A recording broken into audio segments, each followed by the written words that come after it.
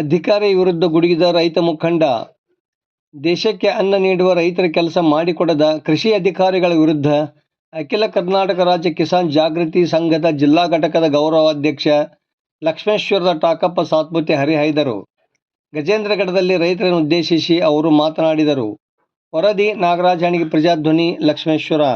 ತಕ್ಷಣ ಆ ರೈತರು ಏನೋ ಸಮಸ್ಯೆ ಬಂದ್ರು ಕೂಡಲೇ ಅದನ್ನ ಬಗೆಹರಿಸಬೇಕು ಅಂತೇಳಿ ಇವ್ರು ಎದಕ್ಕೆ ಕೂತಿರ್ತಾರಪ್ಪ? ಇವರು ನಮ್ಮ ಕಟ್ಟತಕ್ಕಂತ ಕಂದಾಯ ಏನು ಇದ್ರೊಳಗೆ ಇವ್ರು ಪಗಾರ ತಗೊಂತಾರೆ. ಇವರು ಮಿನಿಸ್ಟರ್ ಏನು ತಾವು ದುಡ್ದೇನು ಇವ್ರು ಕೊಡಂಗಿಲ್ಲ ಪಗಾರ.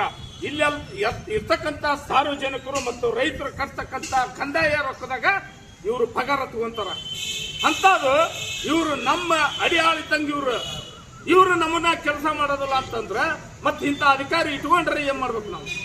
ಅದಕ್ಕೆ ನಾವು ಇನ್ನೊಮ್ಮೆ ಅದನ್ನ ಹೇಳೋದಂತಂದ್ರೆ ಏನಪ್ಪ, ಮಾನ್ಯ ಮುಖ್ಯಮಂತ್ರಿ ಸಾಹೇಬರಿಗೆ ಇವ್ರನ್ನ ಯಾವುದರ ಒಂದು ಜಿಲ್ಲಾಕ ಎತ್ತಂಗಡಿ ಮಾಡಿ ಬೇರೆ ಯಾವ ಒಳ್ಳೆ ಅಧಿಕಾರಿನ ನಮ್ಮ ಗದಗ ಜಿಲ್ಲಾಕ ತಗೊಂಡ್ಬಂದು ಹಾಕಲಿ ಅಂತೇಳಿ ತಮ್ಮಲ್ಲಿ ಕೇಳ್ಕೊಂತೀವಿ.